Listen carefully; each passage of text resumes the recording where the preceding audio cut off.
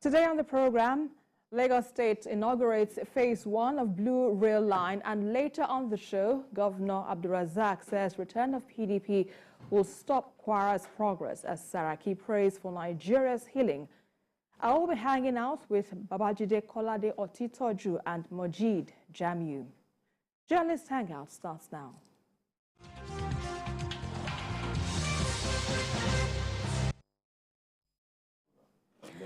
The dream of making Lagos a smart and mega city is on course. Now, the state governor, Babajide Sanwo-Olu, has inaugurated the first phase of the Blue Line Rail in the state.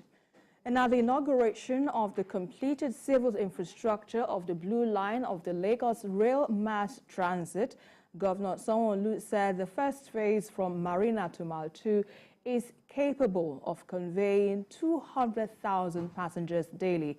Let's hear from the governor.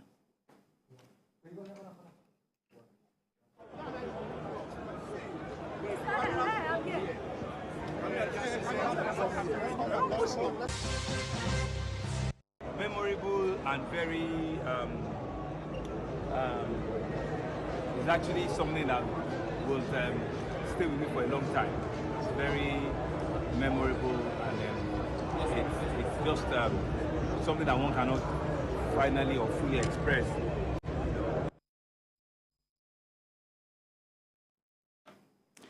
Now joining us live via Zoom for more insights is the Managing Director of Lagos Metropolitan Area Transport Authority, Abimbola Akinbanjo. Thank you so much for joining us on the program, and congratulations on this milestone achievement. So first off, quickly tell us how historic this is for the state government, Lagos state government.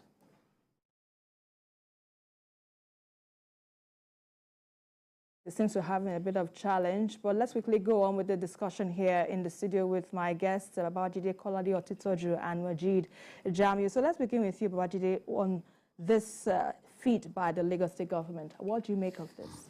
It's a massive game changer. We always say that Lagos is the place where it happens in our country. Lagos is the real pace setter of modern Nigeria. Some of the things that Lagos began to do, Lagos was the first to have the billionaire budget. That was in the 80s when Lateef Kayode was governor. Lagos was the first state to have a billionaire budget. That's a budget rising up to 1 billion naira in the history of our country. And it's been going on like that. The progress of Lagos has been steady. Lagos has been setting the pace for other states to follow. There's no denying the fact that some of the things that Lagos began to do, even in 1999, are today being copied by other states. I was reading the other day that the governor of Kaduna State had put plans in motion to start the light rail as well as the bus rapid transit program. Remember that BRT started here in Lagos, initiated by Asiwaju Bola Ahmed Tinubu. The vehicles had even been imported, but the program took off under Raji Fashola because there has always been continuity of good progress. Now, we talk about Kano State. Kano State has started their own bus rapid transport system, BRT. Again, it was Lagos that started it. Kano is doing it. Lagos began what you call LASMA, a transport management agency, which will be like an alternative to the FRSC and the rest of them. Today in Kano, there is what we call Karota. They have their own. Again, taking their cue from Lagos. If you go to Ogun, they have their own version of last mile. Everyone has seen that, look, this is steady progress. Lagos began what we now call local council development areas. Abimbola Akinbanjo started it. Today, some states in our country have also followed suit. So Lagos is the place where great things happen. Great things begin to happen in Lagos, and others simply say, let's do it. Imagine Lagos doing the quantum of deals that countries do. Because when Lagos decide to go to the US to bring in this the coaches. Yes, the coaches. That's the sort of deal that you expect a country, the sort of deal that you expect to happen between country and country. Lagos is a country on its own. That's why the economy of Lagos is one of the largest in Africa and consistently growing. So I'm so happy that there is already what inexorably amounts to a template for consistent growth and development in Lagos. Right. Nobody can fault that. Every hour, about 18 million people. 18 million people. I mean, I said every hour. At least 1,800 people coming into Lagos every minute. And do they go back, Majid? How many of them go back? They are staying here. Once they get here, they've lost their way home. Looking for their own greener pasture. They've lost their way home. So Lagos is where it happens. People can badmouth Lagos, and the people who have ruled Lagos, they can badmouth Lagos the way they like. But we can see real progress. The day somebody opened his mouth the other day to try to talk down Lagos, just a few things that came out of the mouth of the Lagos State Commissioner for Information put that person's mouth in a permanent position of shut up. Apologies to Zebudaya. That's what happened, because, look, where is even the capital of entertainment in our country? Right. It is Lagos. We can spend a whole program talking about the place of pride that God has placed Lagos in our country. We can talk about, is it culture, is it entertainment? This is the capital of it. People like P-Square, they were in Abuja before. When they saw that Abuja was not the best place for them, they came to Lagos. I was the first to put them in a newspaper, so I can tell their story. They came to Lagos. And where did they stay? Omole here. Before, when things became even rosier for them, they then went to Lucky. Well, let me quickly somewhere on the island. Majid, let's hear your thoughts on this. Yeah, I think I want to congratulate the people of Lagos, and especially the governor, Babajide Sanwo-Olu. Recall that while giving his speech today, he said specifically is giving recognition to the former governor of Lagos, Asiwaju, and by extension, the works and what is now Babatunde Raji Fashola, because Fashola laid the foundation of this blue line in 2010 with Sanwo-Olu as MD of, no, I think he was in the cabinet then. Now, what's the significance of this? The significance is that between 2015 and 2019, we had a governor in Lagos who stopped this project, who didn't touch it. Yes. But I think to the glory of God, that's why we need to be careful the way we do things. Some of the projects between 2015 and 2019 that were not completed, like the Penn Cinema Bridge, is now completed. Fantastic. This project probably would have been complete, probably would have been on the third line now. Right. Not talking of just completing the first line. Let's not forget this is just taking effect after 4 decades. After 4 decades. Right. So, like Jide said earlier, this is those coaches that Jide talked about in US when the governor went there, the ones for the red line, they were actually, I mean, snatched from Egypt. Egypt had interest in those coaches. So Lagos, as a subnational, took it away from Egypt and brought it here, and now we are enjoying it here today. Lagos is the only subnational in the world, as in like a state, that has capacity to deliver on this kind of project. So, and you know, the governor mentioned something which I'm going to repeat here. The area boys and the ushers, they should please, for the sake of their life, not go near those rail lines because they are electric. It's an electric EMU. It's an electric motor unit, 24/7. So don't try to think you can even go and steal anything. They are so they should not think that this one is the Abuja Kaduna rail track that you can go and be stealing. If you go near, you will freeze. In fact, nobody will recognize you. Yeah, so it will end up as black as charcoal. Honestly. So please, and I think we need to make this point known. Don't even go there and think you want to go and vandalize anything, because it is the kind of power that those rail lines are carrying is unimaginable. So it's a beauty. And those coaches, for those of us who enter today, fully air conditioned. So you might need to wear some jackets if you are warm clothing. Some warm clothing if you are going to those. So it's I felt happy as a Lagosian. I mean, boarding those planes, and for those who are watching, yes, I mean, fantastic. And for this one, it will be taking about 200,000 passengers on a daily basis. I mean, and 5 stops from Marina to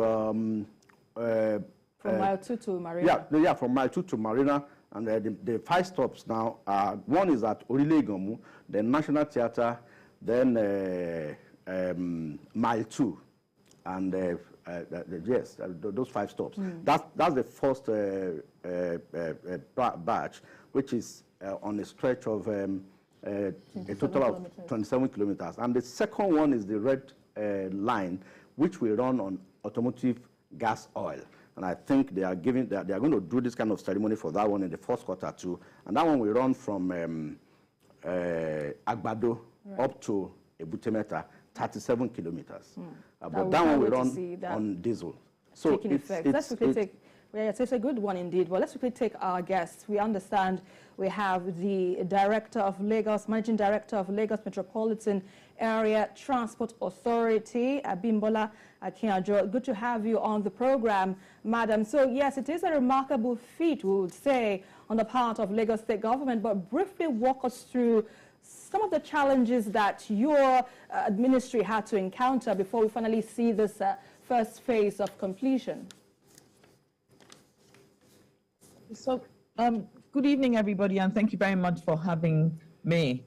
As with any construction project, there will always be something in the way. Construction by its very nature, there will be unforeseen circumstances. The big challenge was the sea crossing. The sea crossing meant that we had to put our piers and our piles inside the bed of the lagoon. And if you can imagine, there was gas link piping for gas all along that we needed to come away from. The sea wreckage that had been at the seabed for years, we needed to ensure that we removed them to allow us to be able to implement.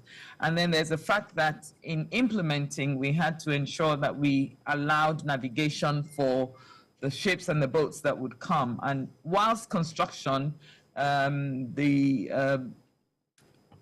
temporary works that we had put up constantly being hit by the ships that were crossing, or the vessels that were crossing, and that in itself was a danger to the works that was being done. But like we said today, we're here because of the doggedness of Lagos State, because we determined that we were going to get this done, and it has been a long way coming. We can talk about challenges from now till kingdom come. It will always exist in implementing a project of this size. The bottom line is, how determined are you to deliver the infrastructure? And I think today demonstrates the determination of the state, in particular, Mr. Governor, to ensure that the good people of Lagos begin to enjoy good public transportation. So yeah. Now, why is this such a game changer in today's Nigeria? Why is this particular project viewed as a real game changer? Okay, so when we look at Lagos, we always say the narrative is there, the statistics are there. We're a city of 25, it's, choose your number, anything from 22 to 26 million people. We're a very tiny state. And Lagos is the heartbeat of Nigeria when it comes to economic activity. Everybody's moving. Every day, Lagos moves 22 million trips are carried out in Lagos on a daily basis. So it's no surprise that we see that our roads are congested. But the way to move people en masse is to move them by train. The railway system is the way to move it by train. And understand the fact that we will be the first intra-city, we're not talking about intercity, intra-city rail system in Nigeria proper. So that means that we will begin to experience fast mass transit system. And beyond that, we're talking about intermodal integration. So we have the BRT buses, we have the standard route buses, we have the first and last mile buses, we have the ferry system. But the real game changer is when we have the rail system. So one trip, in those 4 coaches alone, we can move at least 1,000 people. So those who went on the journey with us today would see that we got to Marina from National Theatre in 5 minutes, and we can do that under when we get to full ramp up. So when you begin to, as a Lagosian, be able to do that journey or do the journeys in such short terms, but beyond that, be able to plan your journey, be able to utilize various forms of public transport to get from one place to the other, then you will be incentivized not to take your car. And hopefully that means that we will then begin to see journey times reduce dramatically. Imagine the human resource that is wasted whilst we're all sitting in our cars in traffic. So when we see that reduce, we will see major productivity. We will see increase in job opportunities for our people because the rail systems will employ thousands of people. So it's definitely a game changer, like you say, and it will be. And the vision for the state has always been that the 6 rail systems that have been earmarked within the Transport Master Plan should be implemented. And all of those provide connectivity, not just for the rail, it provides connectivity for the buses, it provides connectivity with the waterways. So all of our means of transportation, public means of transportation, when they are all connected, and I can come out of my house comfortably knowing that I can just go to a bus stop or ferry station and I can end my journey, albeit using various modes, will make me comfortable to not want to take my car. Yeah, so thank you, madam. While boarding the trains today, we are giving the cowrie cards yes, as an access. So, and the governor also said those are the, that's what will be loading, just like your Oyster card if you go to London. So how are we going to be getting those cowrie cards? And are they also usable on the BRT buses? Because I think the cowrie cards also allows passage into the BRT buses. Okay, so thank you for that question. Today, we have over 2 million people who utilize those cowrie cards.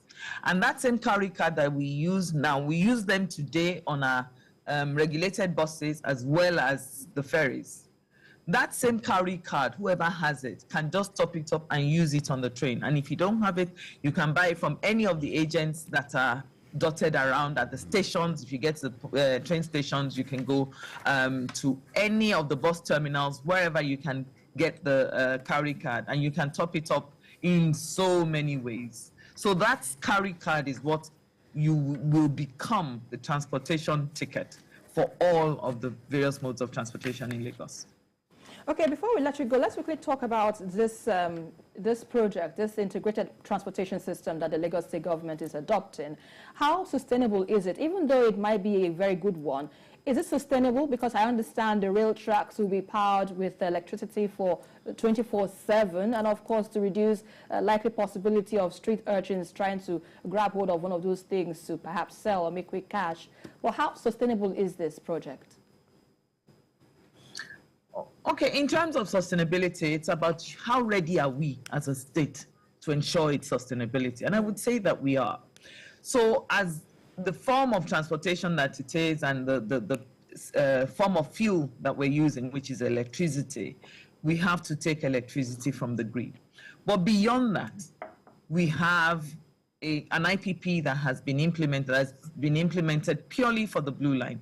And we have also a UPS system, it's called the drop system, that ensures that when there is power failure, you, the passenger, will never feel the difference, because between the time that the power fails and the IPP comes up, the UPS kicks in, so that as a passenger, you will never know that there has been a transition from the grid to IPP. So from that perspective, Lagos has invested a lot into ensuring the sustainability of this project. And I think from that perspective, it's about being prepared. And I think the state is definitely prepared. Let's talk about the speed of these trains. How is it really different to the ones that we're already familiar with? That powered by locomotives. Yes. What really is the noticeable difference between this and those ones in terms of the speed? So this is an intra-city train. So the ones we're used to, so like the Lagos-Ibadan rail line is going from Lagos to Ibadan. Those are intercity trains. So for us, our train lines, they're designed, the speed that these trains can go is 80 kilometers per hour. That's the top speed that we have. And obviously, that is what we will ramp up to when we get to complete and full operation. We didn't do anything near that today. So if I was moving from Agbado to Marina, for example, how many minutes will that journey take me? From Agbado to Marina will not take you anything more than 30 minutes. 30, 35 minutes max. All right, talk to us about the process of boarding the rail line and how accessible, even though we understand they're going to use carry cards for, accessibility into this rail line. Talk to us about how affordable this is for every Lagosian. And also the frequency of movement.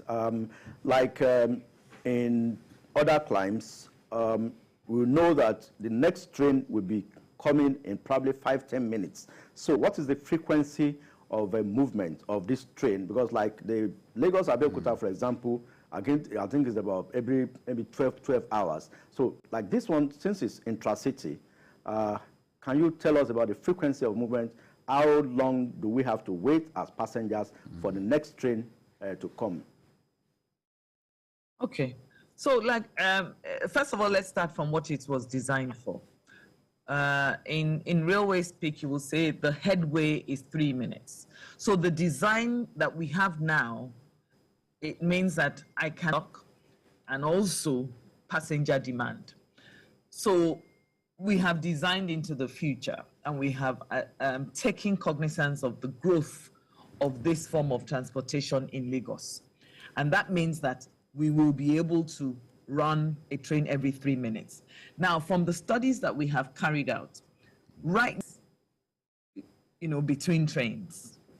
And like I said, it's also dependent on the number of trains. Bearing in mind, we're starting with 3 sets of rolling stock. So that means that very easily we would do between 15 minutes and 20 minutes, preferably 15 minutes in the peak time.